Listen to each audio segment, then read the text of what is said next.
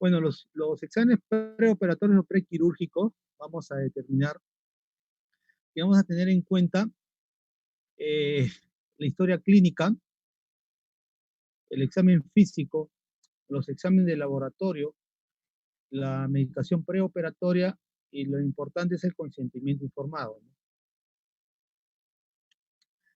En la historia clínica, como ustedes saben, va a tener el motivo o por qué la cirugía, debe tener los antecedentes, si el paciente es alérgico a un medicamento, principalmente los antibióticos, las dipironas o los látex también, si ha tenido algunas cirugías previas, traumatismos, o se usa algún medicamento habitual, por ejemplo, hipertensión, diabetes, o si ha tenido alguna enfermedad dermatológica a nivel del sitio de los quirúrgicos, y ver los posibles profilaxis. Y si un paciente hace ayunos a repetición, ¿no?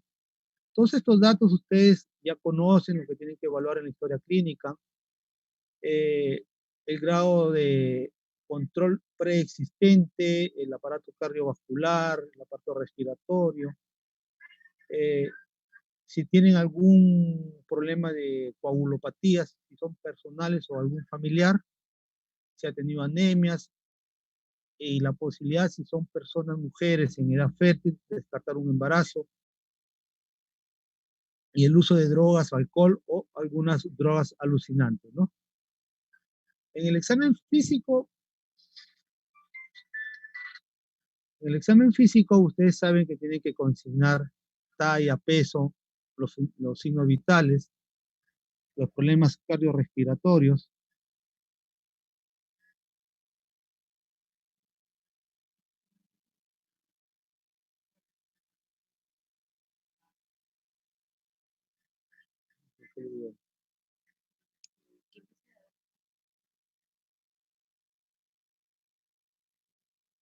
Un momentito, jóvenes.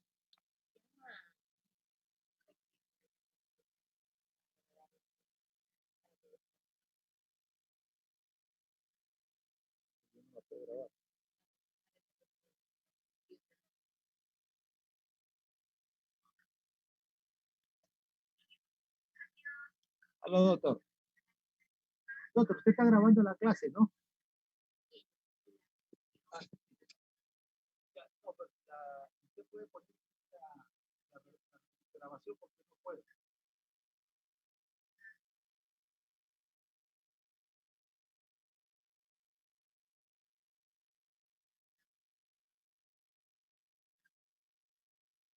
Claro, usted, o no lograba usted esa la clase. Ay, ay, ay, ay, ay, listo, pues.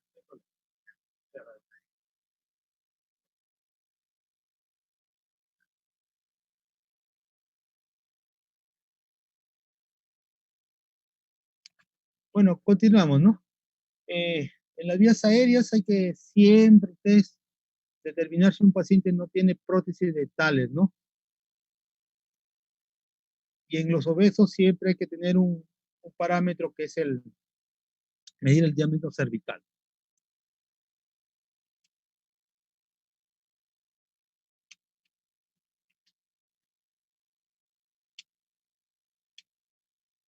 Eh, de acuerdo a la American College, recomiendan, han hecho unos estudios en los cuales dicen que hay que tener criterios selectivos y justificatorios para pedir los exámenes, ¿no? El objetivo principal preoperatorio es identificar si hay algunos factores que se pueden modificables al paciente y optimizar los cuidados postoperatorios. En el año 1976, Olsen y Coles hicieron un estudio de 1.500 pacientes en los cuales llegaron a la conclusión que no hay diferencias entre la morbimortalidad con los pacientes pre y postoperatorios. En ese mismo año, Durbiskin y Coles también demostraron con más de 8.000 exámenes la misma conclusión, que no hay beneficio en morbimortalidad ni en la estadía hospitalaria. En el año 1991, Neri y Hall demostraron que también hay cambios, que no existen cambios. Incluso la Asociación de Anestesiología ASO 1, que consideran ellos que no es necesario hacer los exámenes prequirúrgicos en pacientes. Cuando tienen un ASO 1, incluso la clínica Mayo ya no pide exámenes preoperatorios y así disminuyen el costo y hacen mejora la eficiencia del sistema, ¿no? En 1997, Muron y Cole llegaron también a las mismas conclusiones en el año 2012, que existen en el Instituto Nacional de Estudios Clínicos, también realizaron una larga recomendación de estos exámenes preoperatorios, en lo cual solamente es en cirugías selectivas, que es un poco tedioso en la lectura y la aplicación en la práctica quirúrgica. Los test preoperatorios deben ser solicitados en base a la condición clínica del paciente. Quiere decir que si un paciente tenemos como antecedentes cardíacos, un problema de operatorio o una insuficiencia cardíaca o un problema respiratorio, se es recomendable, ¿no? En algunos casos, actualmente nosotros acá en el Perú se piden todos los riesgos prequirúrgicos, más que todo es por un problema médico-legal, ¿no? ¿Cuáles son los criterios o los exámenes prequirúrgicos que se emplean, ¿no? La radiografía de tórax, ¿no? En las cuales hay una estadística, dice que no va a haber variación, es bajo el nivel de evidencia médica, en la cual es que las complicaciones pulmonares postoperatorias ocurren entre el 2.7 al 58% en pacientes sometidos a cirugías.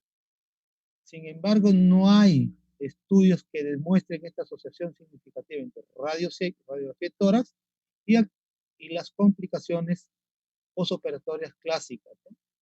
Se recomienda realizar este estudio siempre y cuando el paciente tenga síntomas cardiopulmonares recientes o que hayan sido ya diagnosticados con una insuficiencia cardíaca o una insuficiencia pulmonar significativa. En los pacientes de edad avanzada, mayores de 65 años, con tabaquismo crónico, tenemos el POC, insuficiencia pulmonar obstructiva, y los problemas cardíacos con relatividad, si están estables en los últimos años, ellos creen que no es conveniente solicitar una radiografía anterior porque no va a haber muchas modificaciones. En el electrocardiograma, en los cuales nos va a determinar si el paciente va a tener alguna complicación o no. Entonces, Hans y Coles señalaron que es aconsejable hacer un EKG de rutina a partir de los años, a partir que el paciente tenga 65 años para adelante.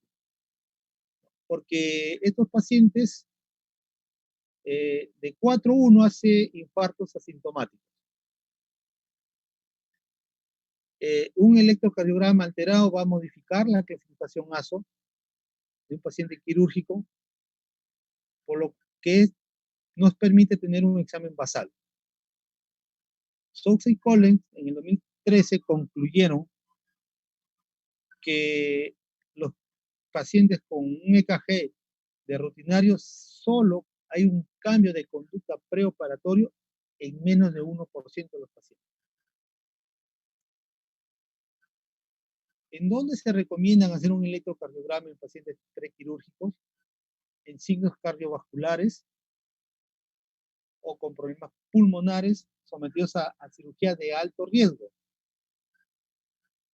a riesgos intermedios con menos de un punto en la revista de cardiología que ellos consideran el RCI-R1, ¿no? En pacientes que tengan con 2 puntos independiente al tipo de cirugía. En algunos pacientes se piden ecocardiogramas solamente en pacientes que tengan sintomatologías de una insuficiencia cardíaca, con un soplo cardíaco o síntomas de disneas, síncope y dolor torácico. En estos pacientes se recomienda hacer un ecocardiograma.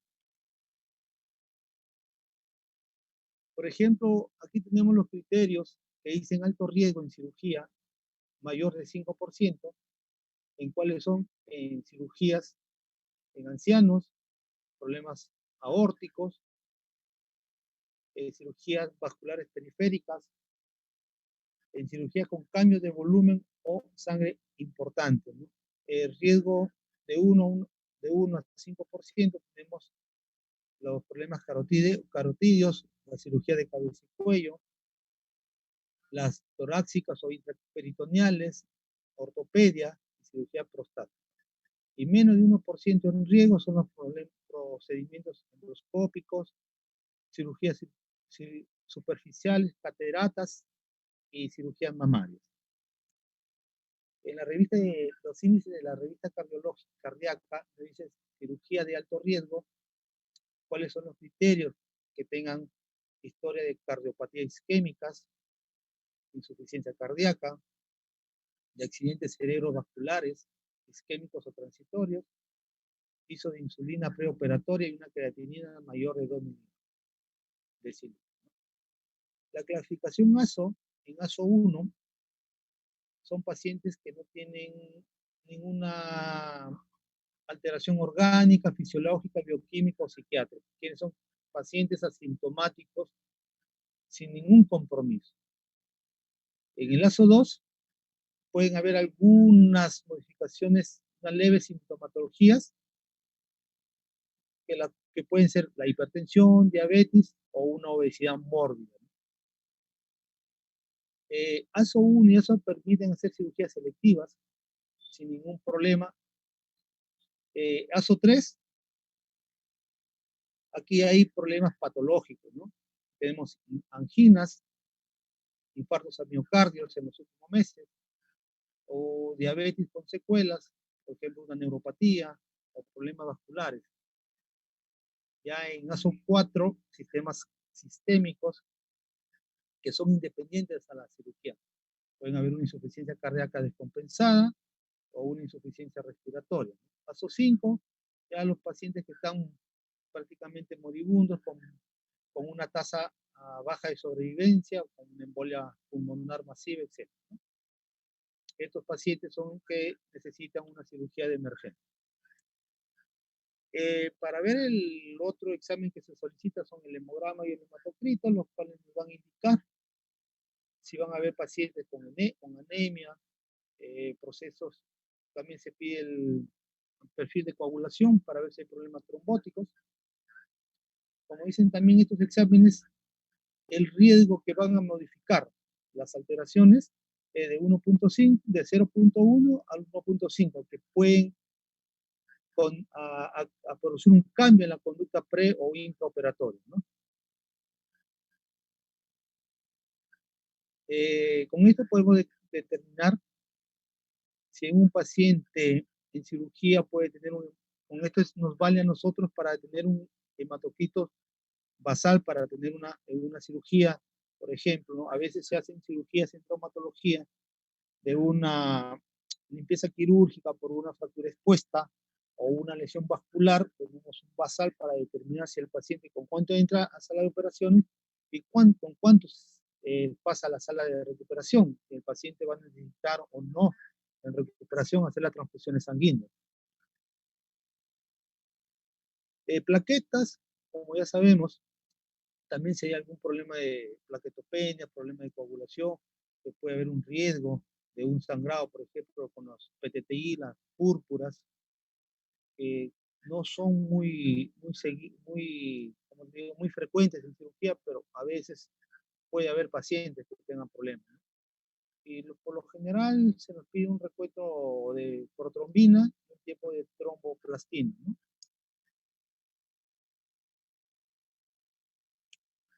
La glucosa, que también se pide bioquímica, urea, glucosa, creatinina.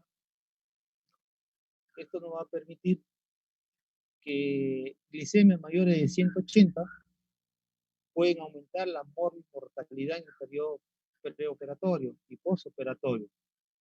Pueden prolongar la estadía hospitalaria, pueden haber infecciones en la herida operatoria, o puede haber también una falla cardíaca inmediata postquirúrgica. La incidencia de diabetes tipo 2 no diagnosticadas, cuando son pacientes que se van a someter a cirugías selectivas, es baja, es de 0.5, ¿no? Por lo general, la glicemia se está solicitando en pacientes mayores de 75 años, ¿no? Por ejemplo, los pacientes con diabetes no diagnosticados van a presentar polifagia, polidipsia y baja de peso. Y el uso indebido también de algunos corticoides que nos van a producir alteraciones en los niveles de glucosa sanguínea. En pacientes ya con un diagnóstico de diabéticos, se recomienda hacer ya no una glicemia, ya no hay glicemias en ayunas, sino una hemoglobina glicosilada. En algunos casos se piden con hemoglucotest 12 horas previa a la cirugía. La función renal, no, Johnson hace un metaanálisis de 23 pacientes, teniendo que hay una correlación pasiva estadísticamente entre una alteración en la función renal preoperatoria con el aumento de mortalidad postoperatorio, ¿no? De los 23 tuvieron 11, pero el problema que él tuvo es que estos pacientes ya tenían una insuficiencia renal en estos pacientes. Ahora, ellos recomiendan que se debe hacer el nitrógeno urémico y una creatinina plasmática en los pacientes para una cirugía electiva de bajo riesgo, en los cuales no nos van a dar ninguna alteración, ¿no?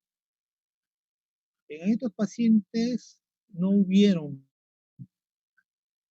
¿cómo se llama?, ningún cambio significativo en el periodo postoperatorio, ¿no?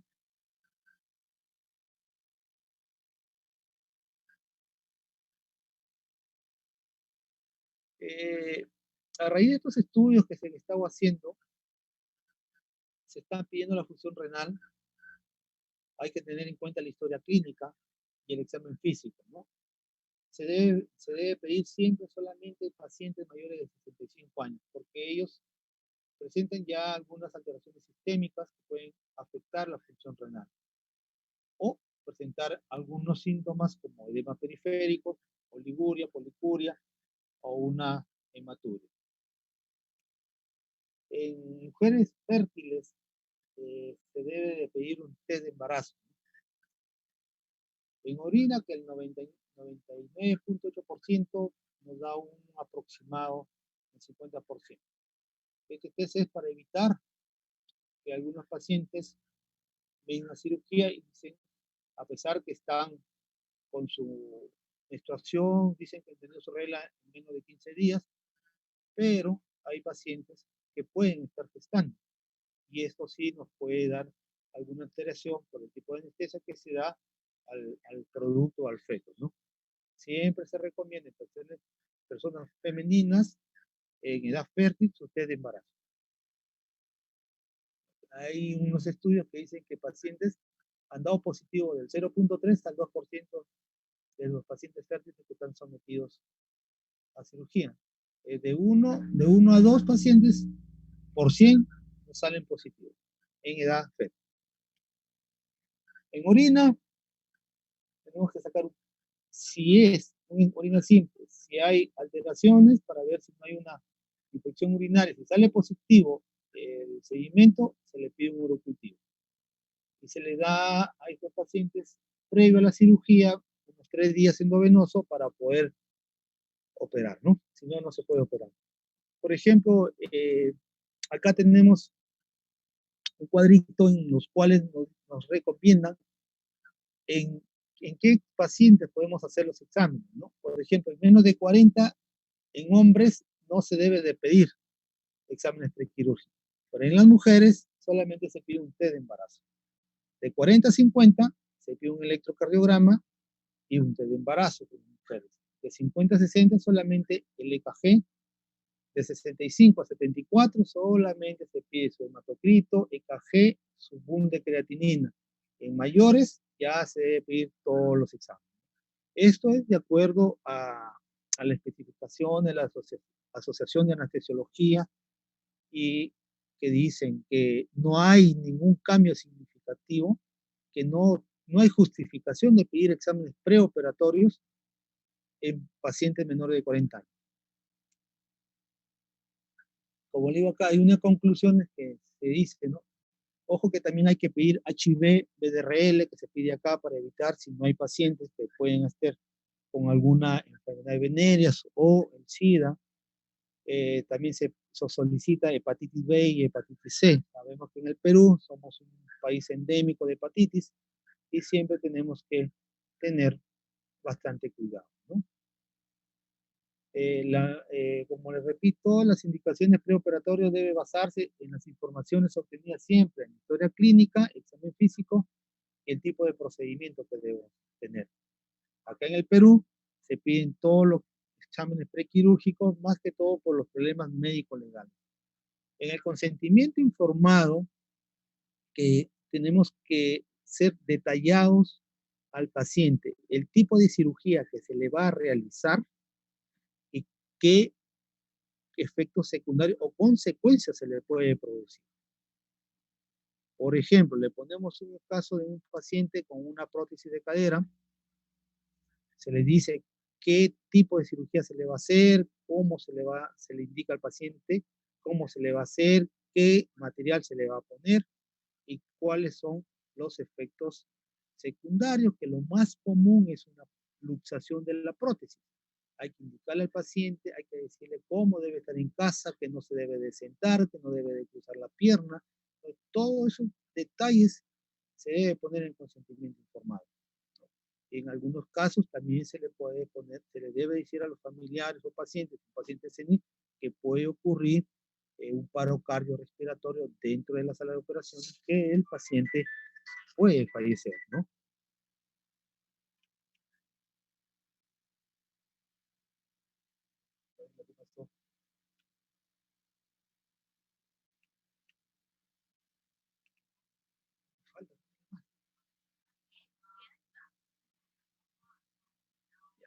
Me esperan unos 5 minutitos, que tenía un problema acá en la máquina, chicos, por favor.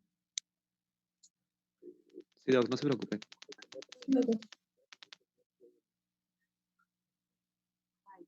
Pero tú tienes el nombre.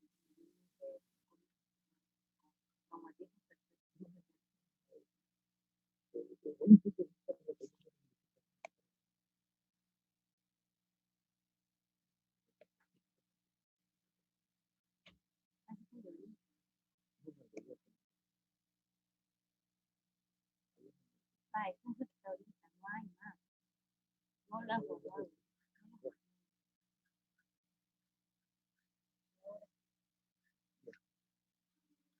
Listo. Entonces, ¿tienen alguna pregunta, jóvenes?